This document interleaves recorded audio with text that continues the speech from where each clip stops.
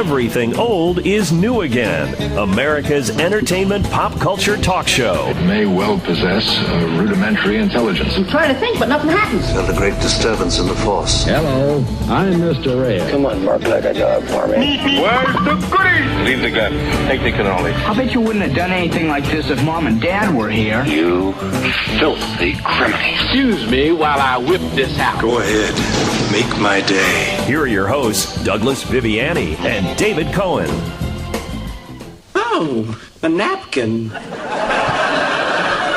Turn it over. To Sheldon, live long and prosper, Leonard Nimoy. He came into the restaurant. Sorry, the napkin's dirty. He wiped his mouth with it. I possess the DNA of Leonard Nimoy. Do you realize what this means? All I need is a healthy ovum and I can grow my own Leonard Nimoy. Okay, all I'm giving you is the napkin, Sheldon. There you go. This is Douglas Viviani from Everything Old is New Again. And that's a clip from the Big Bang Theory TV show, which is now entering its 12th successful season. The stars of which are undeniably nerds, or are they geeks? This week, Everything Old is New Again has the pleasure of broadcasting live from the Long Island Geek Convention in the Hyatt Regency in Hauppauge, New York.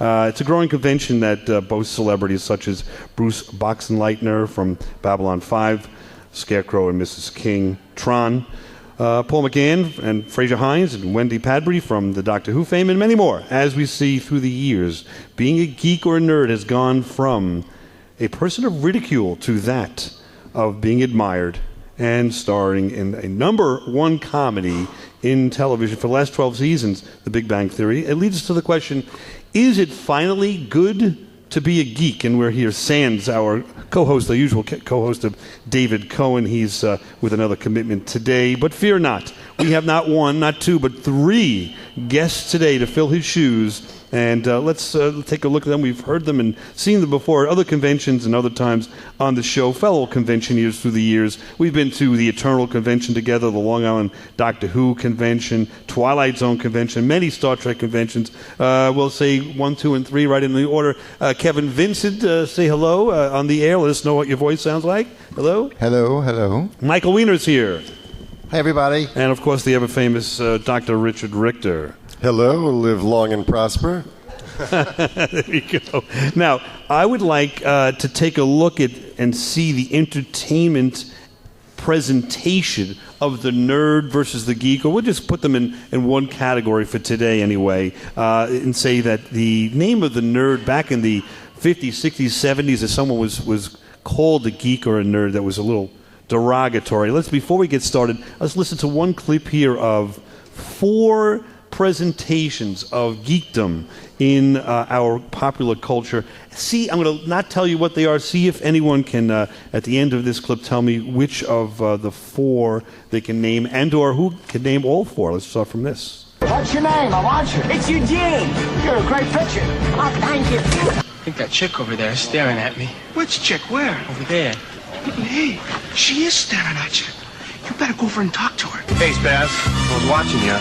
Looked like you had a chance there for a second. Thanks. You know, I'm getting input here that I'm reading is relatively hostile. I mean, it's just Go to hell. very hostile.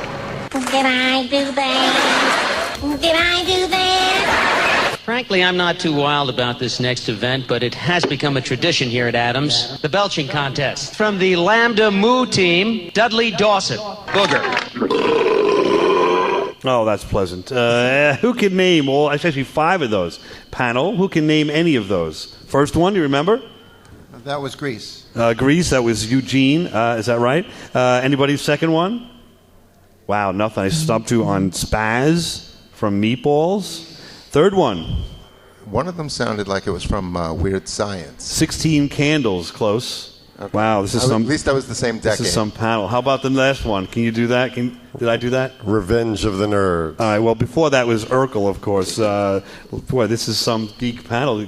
Geeks that know nothing about geeks. That works in our favor. So let's talk about that. You see, I think you see the progression of geekdom from Eugene and Grease and even Meatballs to 16 Candles, then to the Revenge of the Nerds, where geekdom or a nerd had been not necessarily revered, but quite the opposite, was the bulk of the jokes on most of these movies. Anybody remember these movies, see the progression, agree or disagree that nerds have started to come, I would say at the turn of the Revenge of the Nerds, has started to turn the corner. Kevin?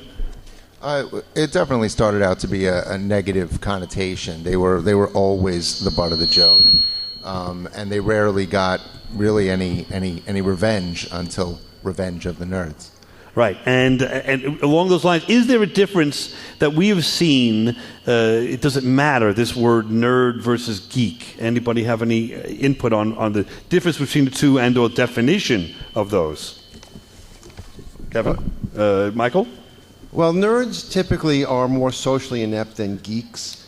If you look at the definition, and of course I'm a nerd or geek because I looked it up before we came today. But I think going forward, they've almost morphed into the same thing. Okay, but they were the person with the pocket protector. They were the person that was not athletic. They were the person that had some interest in some portion of whether it be popular culture or science or something that was off the beaten path. No? And it was a social awkwardness. But it's a social awkwardness with technical proficiency. So you're not just a weird guy. You're a smart guy or a smart girl or woman, and also socially inept. And we saw that with Revenge of the Nerds, right, where they came back in sequel after sequel and saved the day, and the character became somewhat heroic. Am I wrong? And even Booger, if you will, became heroic, and you see him at conventions now, and people are always asking for him to present some quotes and why he felt that character was of significance. And believe it or not, that had some significance to the whole discussion, did it not? Dr. Richter, you're very thoughtful. Doug, to me, nerds, geeks, they have become synonymous. I've got nothing yet. Now, let me ask you a question. Do you watch The Big Bang Theory of the last 12 years? Absolutely, one of my favorite shows. And do you see that as another step forward in, what would you say, not putting down people of different likes and interests? Yeah, I'd say they present the nerds on that show with more dignity than they were in the past. Right. And along those lines, have you seen that in your own life? Like, you've gone to many conventions. You are a dentist on Long Island, have 2 offices. You have pictures. And Michael Weiner, Dr. Weiner, is an ophthalmologist. Same thing, I think. Both of you have pictures in your offices from conventions with autographs and things of people you've met. No? Yeah, absolutely. And so what reaction does that present? What does that give you? When people sit in the chair and see a signature from Leonard Nimoy, let's say, does it have any response, any resonance whatsoever? Well, for me, it's a real conversation starter, and I think people think that if I like Star Trek, then I'm probably a pretty smart guy. And therefore, you're going to do the right thing for them, right? Dr. Richter, what are you getting? Well, Doug, those photographs are in my personal office. However, believe it or not, many patients have commented on the radio shows that we've done together and the conventions, and they all know I'm a bit of a nerd. So we've done the shows with Star Trek versus what? Star Wars. We've done convention shows about what conventions are and what to do at a convention and what not to do, and we've taped from conventions. So you're saying people have heard the show, I guess, on the computer and had comments. So they're not making an appointment to see you because you're a nerd. No. In fact, I think they want to make an appointment with me because I'm a nerd, right? Who are you going to trust? Somebody who's more intellectually bound and nerdy, with your healthcare, or, the opposite? Should we make this a big commercial? I don't know. What do you guys think? And we're live here at the Long Island Geek Convention 2018. We're having a great time, and you should have come on down. They're going to have a Long Island Geek Convention 2019 in Hop Hog at the Hyatt Regency. So, there's a good opportunity here to come down and express yourself and not feel some disdain, if you will. And I think that's important in this world because we see it happening everywhere where there's judgments made about people one way or the other about what people are saying and doing, and I think it's nice to see that you're able to just let go here and hopefully present that in your daily activities and not feel any kind of nerddom that holds you back. Does that make sense? Well said, Douglas. All right, yes. we'll go out on that well-said comment and come on back and take a look at who's the first nerd. Is it Don Knotts? I don't know. Come back. Everything old. Let's do it again. You're listening to Everything Old is New Again, America's entertainment pop culture talk show with Douglas Viviani and David Cohen. It's The Ghost and Mr. Chicken, starring 3-time Emmy Award winner Don Knotts as the world's bravest coward. I have been called brave. Now let me clarify this. As you see, I'm a lion with girls, a tiger with men, and I'm just naturally at home in a haunted house. So what's brave? How should I know? A chicken. There's a reference from all the way back to the 1960s, 1966, The Ghost and Mr. Chicken, Don Knotts. Does anybody remember Don Knotts? Yes or no? Maybe.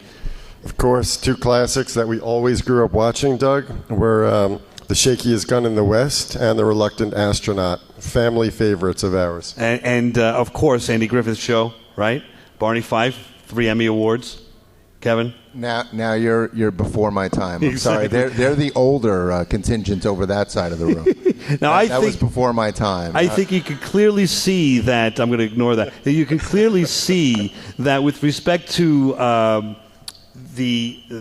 what would you say, the geekdom, nerddom, whatever it might be, that I think the genesis of that, we can look to Don Knotts. In that he was very socially awkward, that's for sure. He had a difficult time relating sometimes to people, and that led to the comedy.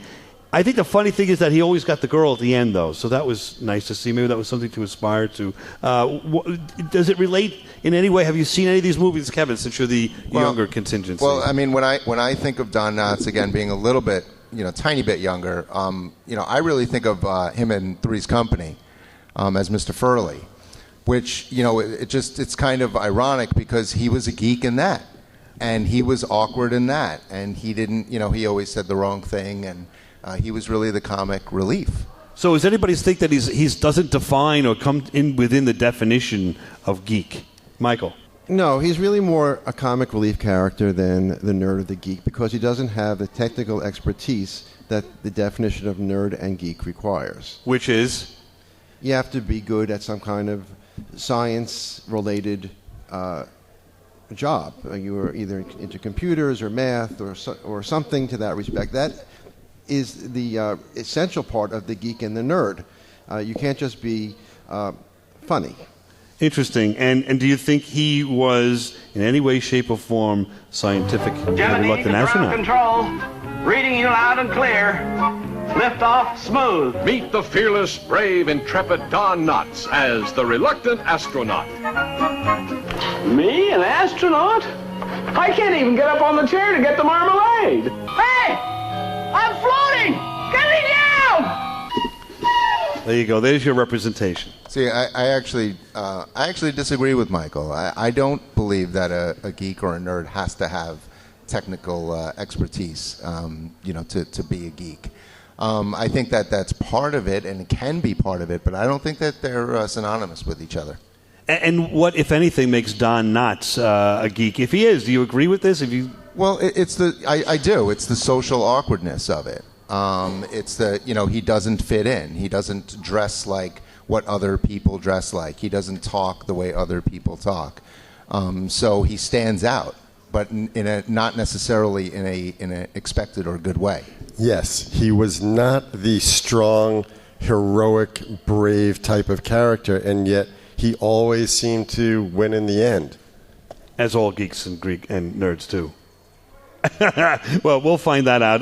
Let's just take a look. I want to take a look a little bit about his inability to communicate, and then how he had that shtick where he all of a sudden became an expert in a field or another. So let's listen to him on Reluctant Astronaut, and then followed by Barney Fife himself. When I was asked to be guest speaker at this luncheon, I asked myself this: who are you, Luther Haggs, to be a guest speaker at this luncheon.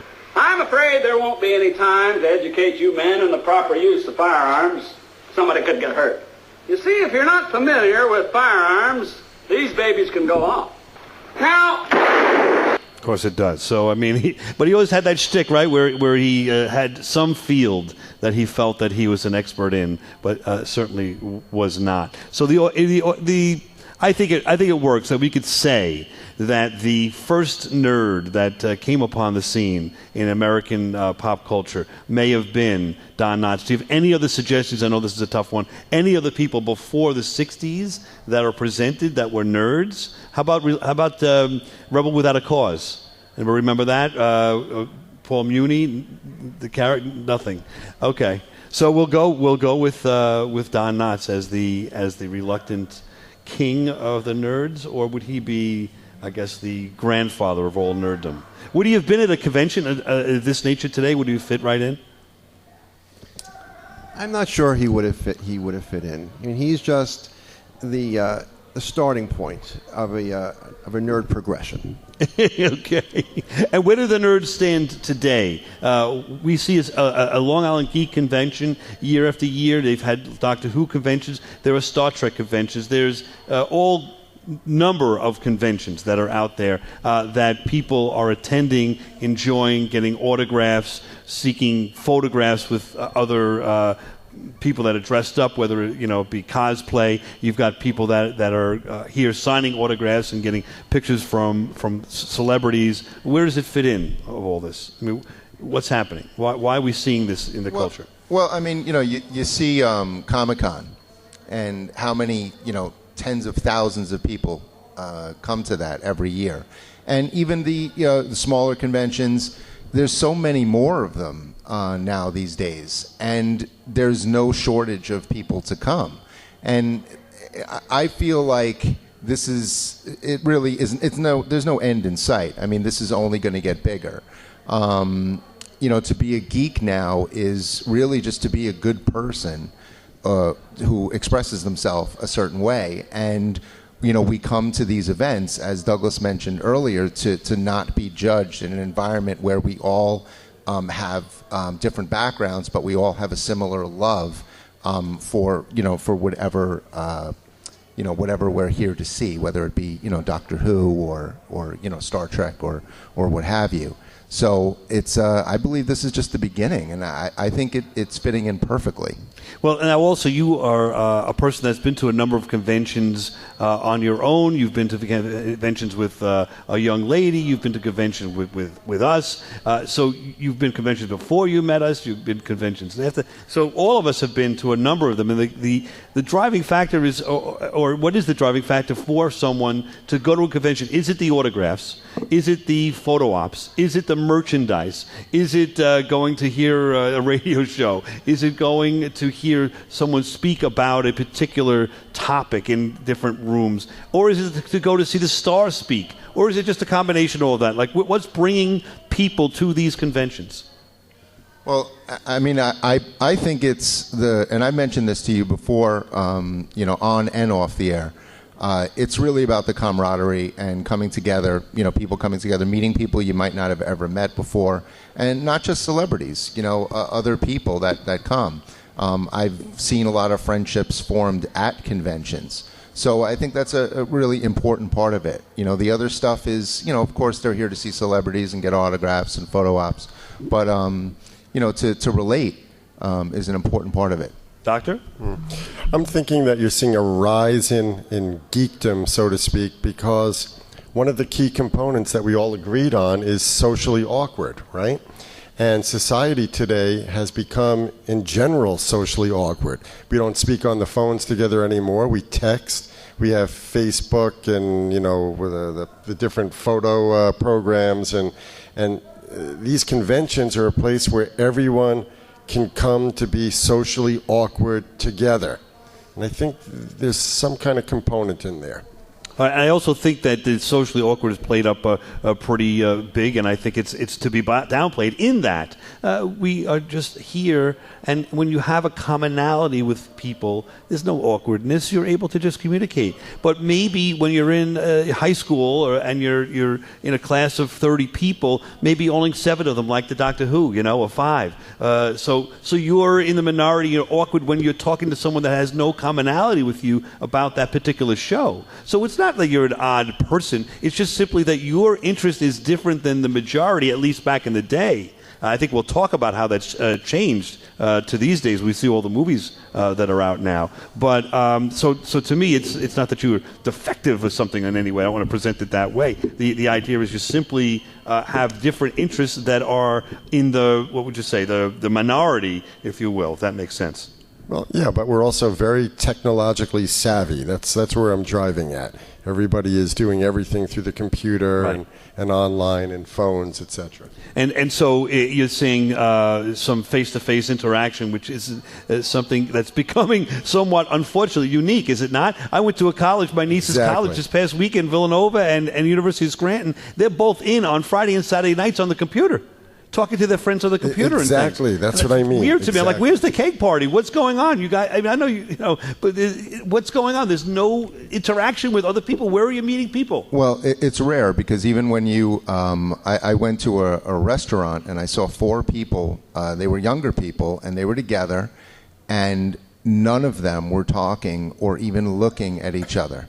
They were all on their phones, and that you do see that at conventions, but I think you see it a lot less. You see a lot more face-to-face, as you mentioned, a lot more relating one-on-one, and I think we need more of that. We've just had the passing of a gentleman that I think is the king of the geek, or the king of the nerd. He was 95 years old. Stan Lee, who was the creator of quite a number of characters on, and in the comic realm, of course, for Marvel Comics, and he did a little DC. So we'll come back, and we're going to talk about and dive into who is Stan Lee, the king of the geeks, and or the Babe Ruth, if you will, of geekdom. And if so, what legacy did he and is he leaving when he's left us this past little while ago? So we'll be back right on here on Everything Old is New Again, going out with the Star Trek theme. Oh, the Spider-Man theme. Spider-Man does whatever a spider can.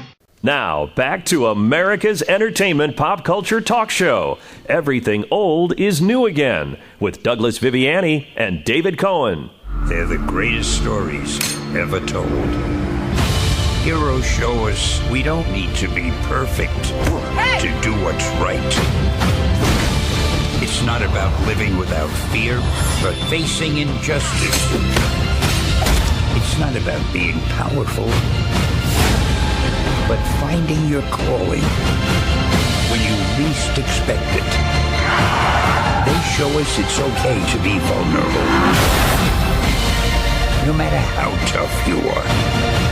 Because even though they're heroes, they're still human. There we go. We're back on Everything Old is New Again here, talking all things geekdom, if you will, at the Long Island Geek Convention 2018 in the Hyatt Regency in Hauppauge. That was a little clip there from Defenders, the beginning of Defenders, the Netflix show that Stan Lee presented himself with quite a bit of a quote there, defining the hero. Now, Stan Lee is a hero of ours, of all things and all people that follow, if you will, comic books and now major motion pictures surrounding these comic book characters. November 12th, 2018, at 95, he left us with quite a legacy. Anyone have any comments about what we just heard, which I think is a great presentation of the thoughts of what he created in terms of comic books and all these comic book characters that Stan Lee stood behind and what they meant to him? Douglas, I was a huge Marvel Comics fan growing up, and he created a legacy. Well, his creations were during a time when Superman was all perfect, pretending to be flawed. Batman was, Bruce Wayne perfection, and then, of course, the master detective. And Stan Lee had this vision, what if we create heroes with flaws, real, true flaws? And that was the start of his legacy. Yeah, and he presented that pretty clearly, and it was pretty obvious that it really hit a nerve. Because when you saw those first characters, even Batman and Superman, which were the first real superheroes, that they didn't. They had a little kryptonite, they had certain things, but they didn't focus on the humanity of that individual. They focused on the good things he did or she did for humanity, but not necessarily what was going on in the hero's life themselves. Kevin, make sense? Yeah, no, that's exactly right. I mean, Stan Lee made, of course, I mean, everybody knows, Spider-Man is probably the most relatable. Growing up, everybody, especially geeks, had that, Peter Parker was the ultimate, geek. And I know when I was a kid, I mean, I was wishing that I was looking for a radioactive spider, hoping against hope that would happen to me. And oh wow, wouldn't that have been great? Right. But you picked it up and you read it every week because of that. I mean, that was why I didn't necessarily like Spider-Man as a kid because of his superpowers. I could relate. I mean, that was me. That was absolutely 100% me. Glasses, getting kicked in the face. Nobody paying attention to me. That was 100% me, and not much has changed, I guess. And huh? Give me another 40 years, and I'll get there. Yeah, exactly. And I think it's important to acknowledge that he had created not just a few characters that you hear. He created 300. What's your name? I want you. It's Eugene. You're a great picture. That's a mistake. I'll edit that out. He created 362 characters in total. 362. I have a whole list here of characters that he created that you may not know. Now, let's look into that a little bit. We're all fans of the comic book genre. Are there some that stand out to you? I don't know why this is happening. Are there some that stand... Are you hitting this? I'm not touching it. Are there some that stand out to you that you'd like to talk about besides the obvious? To me, I'll talk about 2. The Thing from the Fantastic Four and the Silver Surfer. Both are on fringe. People kind of know who they are. But to me, they both lived a life where they sacrificed their relationship with another person, the person they loved, for the benefit of that person. The Thing felt that Alicia was not going to be someone that could enjoy a physical relationship with him because he's made of rocks. So as such, he broke up, if you will, with her and moved on for her benefit so she could find someone else. Silver Surfer went to save his planet. He was chosen by Galactus to save his planet and the person he loved on that planet. He had to leave her to become the herald of Galactus. I know this is really geek discussion, but I'm just trying to say, without the specifics, these are 2 characters that, to me, were very noble in their choice of what they did for the people they love. Well, yeah, they're definitely noble, and I mean, I think of the Incredible Hulk being, more of like a tragic character, somebody that probably didn't want to be, obviously didn't want to be who he became. But there's a tragedy in there, and again, a humanity, which I think is rooted really in all of Stan Lee's characters. Right, and Dr. Richter, I think you have a favorite, obscure, if you will call it, because the obvious ones are, we can discuss. But let's talk about some characters that he created that you may not be so familiar with, but you enjoyed, and why. Yeah, as I discussed with you, Doug, Reed Richards, Mr. Fantastic. He was huge for me growing up. I grew up in a big family. I had 5 brothers and sisters, and he was like the ultimate father figure. He was brave. He had these amazing powers, and yet he always managed to save the day, save the planet, save the universe using his intellect above his powers and abilities. And then the other one, Dane Whitman, the Black Knight. And why the Black Knight? Oh, the Black Knight was just very old school to me. That nobility, the code of knights. The round table type of attitude, and so that kind of nobility I found very attractive in the hero. And Dr. Michael Weiner, do you have any? Does this resonate? You didn't seem to be a comic book a big fan. I don't think. Were you? I wasn't. In my geekdom, I had to choose what I wanted to geek out on, and that wasn't it.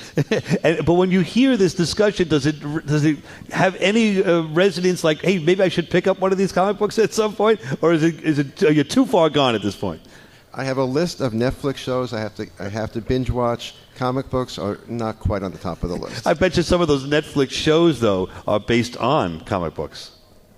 That could be. All right, so there we go. Let's take a look at a little, like every movie that now was made based on Marvel Comics or based on Stan Lee's characters had a nice cameo from Stan Lee himself. So I just want to play a little montage of some of those, and let's see where that brings us. A montage of some of the characters or cameos that Stan Lee presented.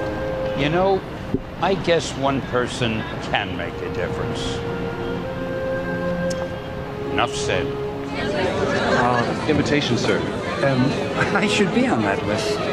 Name? Stan Lee. Yeah, nice try, buddy. No, really.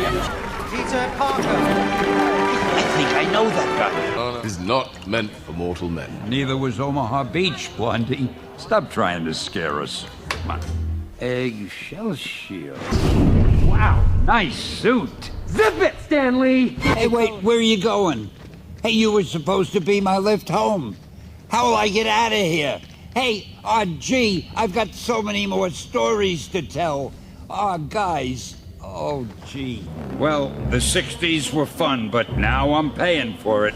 There you go. So that's just real quickly from Spider-Man 3, Fantastic Four 2, Amazing Spider-Man 2, Avengers Age of Ultron, Deadpool 2, Guardians of the Galaxy, and Ant-Man and the Wasp. That's just a taste of it. Now, that to me shows the fun side of Stan Lee. I know, Kevin, you met Stan Lee a little ways back. Want to tell us a little about your experience therein? Sure. I met Stan twice. The first time was about 7 years ago now at a Wizard convention in the city. And the thing that I took away from that was there was actually a bunch of Walking Dead people there. And I walked up to pretty much every one of them. But Stan Lee I had to wait an hour for. And it just shows you, how much respect I think he earned. He earned every bit of it. But how much love that fans still have for him. He was fantastic. He was constantly about every 10 minutes he would scream out Excelsior, and we'd all chant in with him. And when I met him, I brought up a picture of him that I had, that he was in color, and some of the characters that he created were in black and white. And when I brought that up to him for him to sign, he questioned why I bought something that he's highlighted and the characters that he felt were the most important, why I didn't have those in color. And I told him, and I'm happy I got to tell him that, none of them, would be here without you, Stan. You're the most important thing. And he was just extremely humble, a real guy, and anybody that I've never heard a bad thing about Stan Lee. There we go. And I can echo that I'll bring a story to light when we get back right after this. On Everything Old is New Again, we're going to go out with the Hulk theme from the 1960s. If you remember, this is where it all began. Dark blue banner, belted by Dan. Now, back to America's entertainment pop culture talk show. Everything Old is New Again, with Douglas Viviani and David Cohen. I believe there's a hero in all of us that keeps us honest, gives us strength, makes us noble, and finally allows us to die with pride.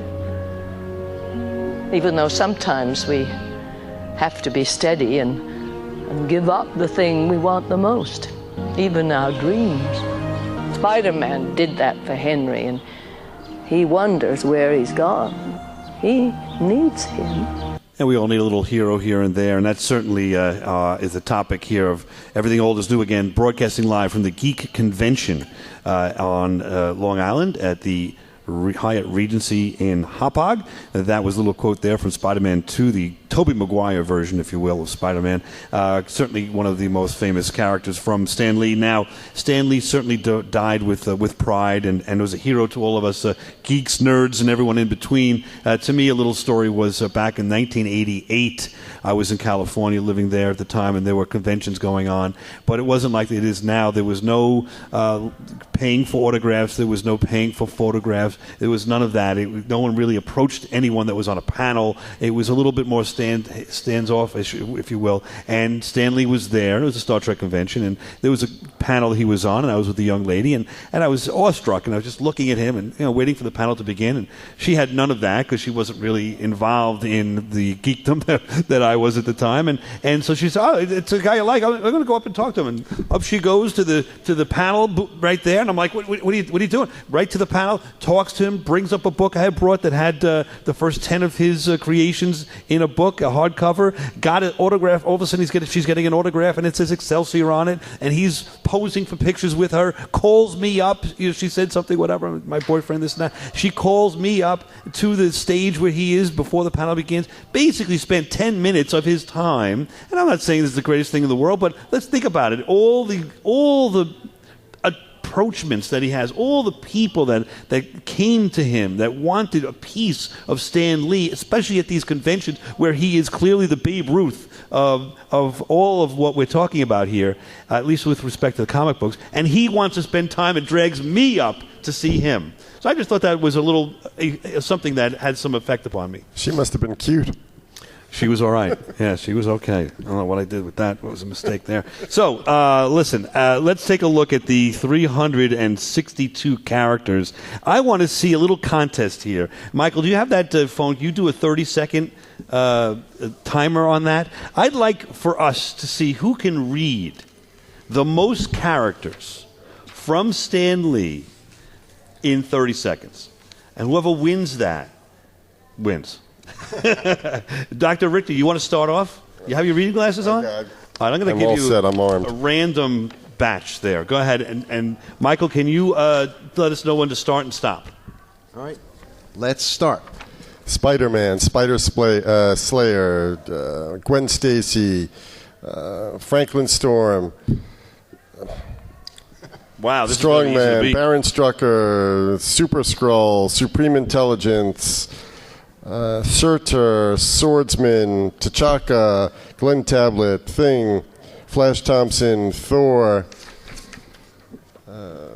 Tinkerer, Toad, Bolivar Trask. Time's up. Put your pencils down. All right, he's got 16, this guy. Michael, why don't you do yourself? Let's see. Time yourself here. Let's see what you got. Let's beat 16. Come on. I'm going to pass this to Kevin. Kevin, go right ahead. Okay. Tell me when. Go. Dino Manelli, Van Gogh, Captain Marvel, Martha Connors, Marvel Boy, Masked Marauder, Mastermind, Alicia Masters, Matador, Maximus, Aunt May, Medusa, Melter, Mentalo, Mephisto, Merlin, Metal Master, Midgard Serpent, Millie the Model, Mimic, Mindless Ones, Miracle Man, Mr. Fantastic, Mr. Fear, Mr. Hyde, MODOK, Mole Man, Molecule Man, Molten Man, Monterosso, Montana, Baron Mordo, Mordred. Time's up. Phasers down. 26. Clearly we have a winner. He had a much easier list. I'm just saying it was fixed here.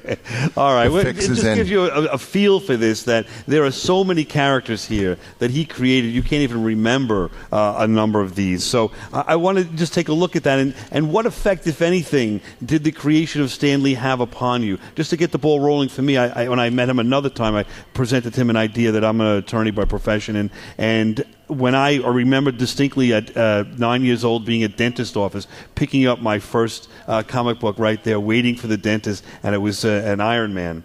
And I remember reading it and not even knowing really the meaning of all of the words in the comic book. But it inspired me. It's the first time I ever saw a comic book.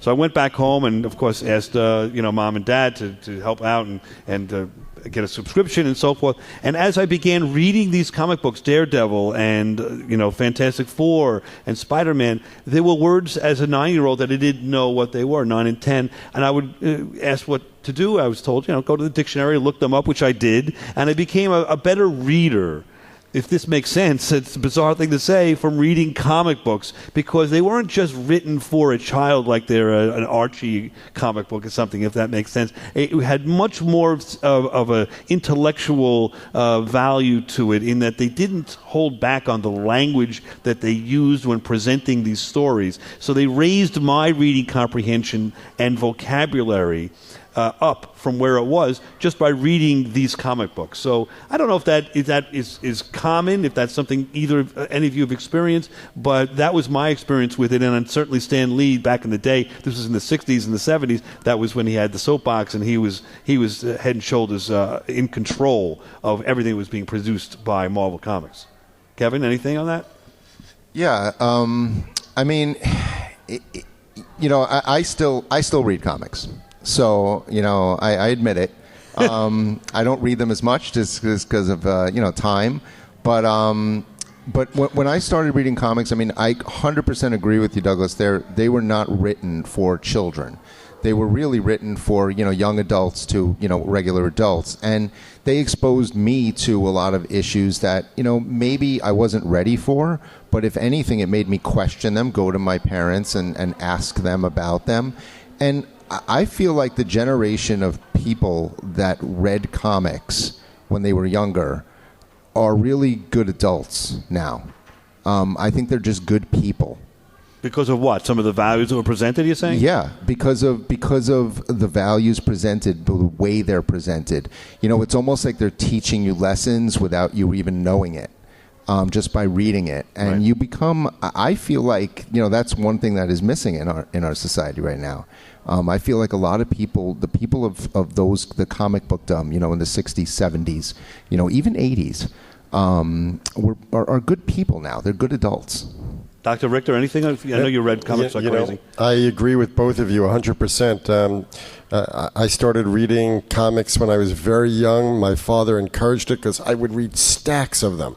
And it definitely improved my reading abilities. And what you said, Kevin, I mean, these heroes, you just aspire to be like them. Captain America was just a huge hero for me also. I mean, all the truth, justice, the ethics, the nobility too. And patriotism. Yeah, but yes, absolutely. And beyond that, though, all these characters did shape my character. Okay. You're right.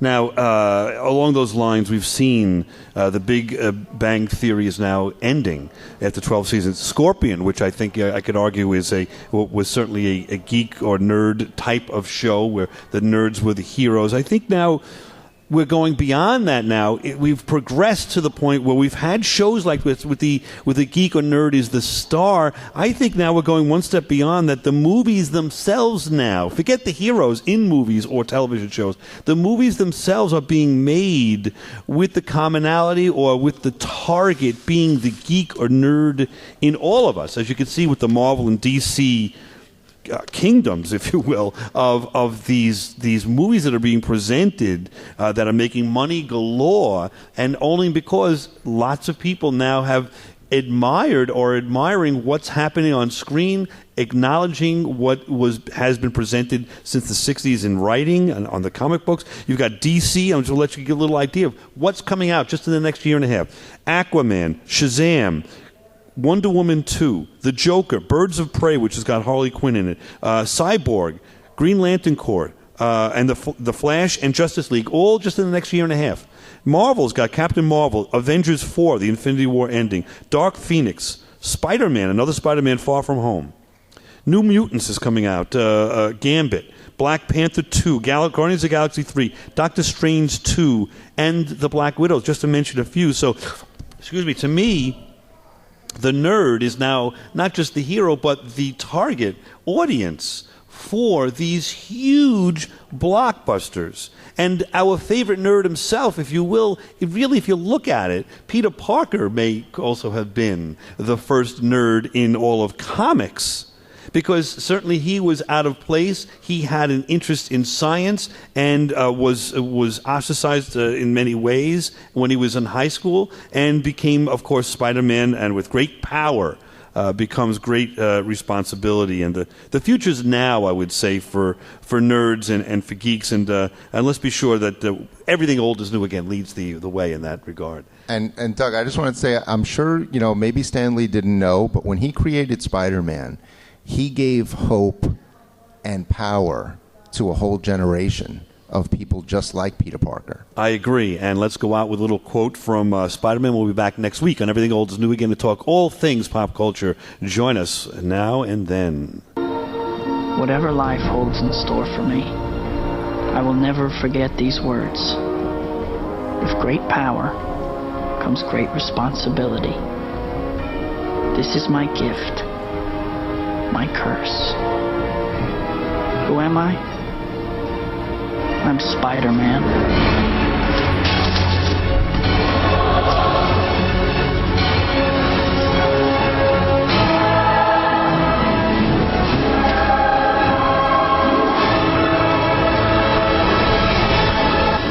Thank you.